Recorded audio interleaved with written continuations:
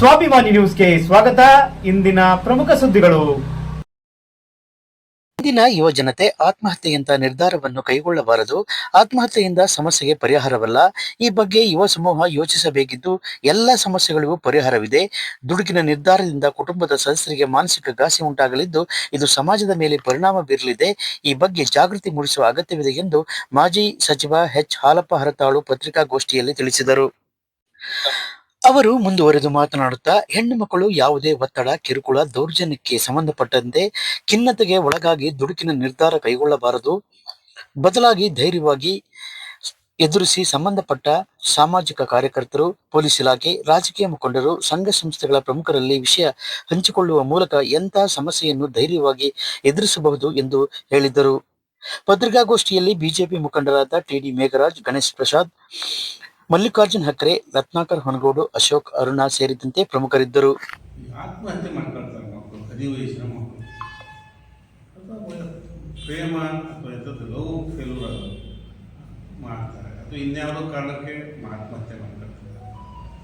ಬದುಕಿ ಬಾಳ್ಬೇಕಾದ ಮಕ್ಕಳು ಆತ್ಮಹತ್ಯೆ ಮಾಡ್ಕೊಳ್ಬಾರ್ದು ಅಂತ ವಿನಂತಿ ಮಾಡೋಕ್ಕಾಗಿ ನಾನು ಅವರಿಗೆ ಕಷ್ಟಗಳು ಏನೇ ಇರಲಿ, ಎಂಥದ್ದೇ ಇರಲಿ, ಮಾನಸಿಕವಾಗಿರಲಿ, ಆರ್ಥಿಕವಾಗಿರಲಿ, ದೈಹಿಕವಾಗಿರಲಿ, ಇನ್ನು ಸೋಸಿಯೋ ಎಕನಾಮಿಕ್ ಇರಲಿ, ಎಂಥದ್ದೇ ಇದ್ರೂ ಬದುಕು ಜೀವ ಇದ್ದರೆ ಬೆಲ್ಲ ಬಿಟ್ಟು ತಿನ್ಬೋದು ಅಂತ ಗಾದೆ ಇದೆ.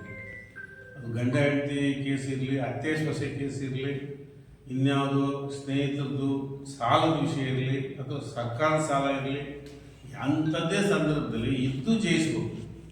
ಇದು ನನ್ನ ವಿನಂತಿ. ಅದನ್ನು ಹೇಳೋದಕ್ಕಾಗಿ ತಮ್ಮನ್ನು ಕರೆದಿದ್ದೇನೆ. ಇದು ನನ್ನ ಆತ್ಮಹತ್ಯೆಗಳು ಮಾಡ್ಕೊಳ್ಳೋದು ಮಕ್ಕಳಲ್ಲ, ಎಲ್ಲರೂ ಒಂಥರ ಯಾವುದೋ ಸಣ್ಣ ಸಣ್ಣ ವಿಷಯಕ್ಕೂ ಆತ್ಮಹತ್ಯೆ ನಡೆಯುತ್ತೆ.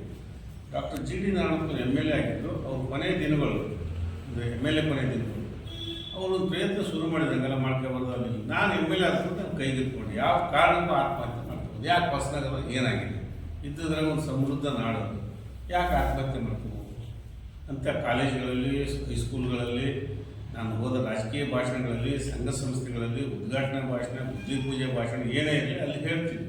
ಹಾಗಾಗಿ ಒಂದು ಅವೇರ್ನೆಸ್ ಕ್ರಿಯೇಟ್ ಆಯಿತು. ಎಲ್ಲರೂ ಹೇಳಬೇಕು ಅಂತ ತಾಕೀತು ಮಾಡಿದೆ, ಲೆಕ್ಚರರಿಗೆ ತಾಕೀತು ಮಾಡಿದೆ, ಸ್ವಾಮೀಜಿಗಳಿಗೆ ವಿನಂತಿ ಮಾಡಿದೆ, ಸಮಾಜದ ಪ್ರಮುಖರಿಗೂ ವಿನಂತಿ ಮಾಡಿದ್ದು. ನಾವು ಸಕ್ಸಸ್ ಆಗಿದ್ವಿ. ಆಗ ಈಗ ಎಲ್ಲ ಕಡೆ ಆಗ್ತಿದೆ, ನಾಡಿನಾದ್ಯಂತ ಆಗ್ತಾ ಇದೆ. ಜಂಜಿಗಳು ಮತ್ತು ಜಂಜಿಗಿಂತ ಮುಂಚೆಯವರಿಗೆ ಏನಂತಾರೆ ಜನ ಅವು ಮಾಡ್ಕೊಳ್ತಿದ್ದಾವೆ.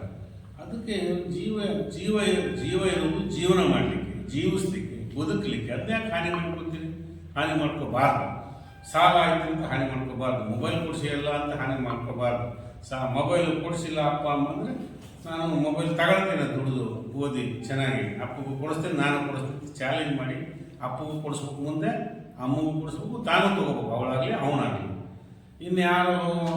ಇನ್ಯಾವುದು ಬೈಕ್ ಕೊಡಿಸ್ತೀವಿ, ಬೈಕ್ ನಾನು ಓದಿ ತಗೋತೀನಿ ಅಂತ ಹೇಳ್ಬೋದು. ನಮಗಲ್ಲಿ ಏನಿತ್ತು, ನಾವು ಬೈಕ್ ತಗೋಬೇಕಾಗ್ತಿರ್ಲಿಲ್ಲ, ಬದುಕಿಲ್ವಲ್ಲ ಇಲ್ಲಿರೋರೆಲ್ಲ.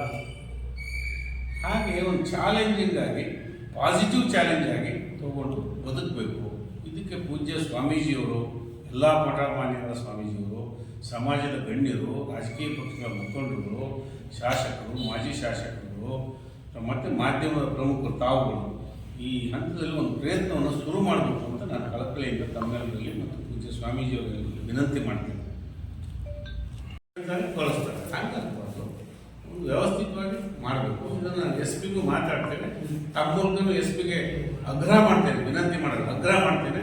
DYSPಗೆ ಕೆಲವು ವಿಷಯ ವಿನಂತಿ ಮಾಡ್ತಾರೆ, ಅದು ಆಗ್ರಹ ಮಾಡ್ತಾರೆ. ತಾವು ಆಗ್ರಹ ಮಾಡಬೇಕು, ಅವರು ಇದನ್ನು ಸೀರಿಯಸ್ ಆಗಿ ಕೆಲಸ ಮಾಡಬೇಕು. ಈ ವಿಷಯಕ್ಕೆ ಜೋಡಿಸ್ಕೊಳ್ಳಿ, ರಾಜಕೀಯ ವಿಷಯಕ್ಕೆ ಜೋಡಿಸ್ಕೊಳ್ಳೋದು ಬೇಡ. ನಾವು ಹೇಳ್ಬೋದು ಕಾನೂನು ಸುವ್ಯವಸ್ಥೆ ಆಡಳಿತ ಗಾಂಜಿ ಅದು ಬೇರೆ, ನಾಳೆ ಹೇಳ್ತೀವಿ ಬೇರೆ, ಇದು ನಾಳೆ ನಾಡು ಮುಂದೆ ಹೇಳ್ತೀರಂತ. ಈಗ ಈ ವಿಷಯ ಏನಾದ್ರು ಮಾಡಿ ಬಂದೋಬಸ್ತು ನಮ್ಮೂರಿನಿಂದ ಸಾಗರದ ಸುಸಜ್ಜಿತ ಸುಸಂಸ್ಕೃತ ಜನರಿಂದ ಪ್ರಾರಂಭ ಆಗಬೇಕು ಅಂತ ನಾನು ವಿನಂತಿ ಮಾಡ್ತೇನೆ.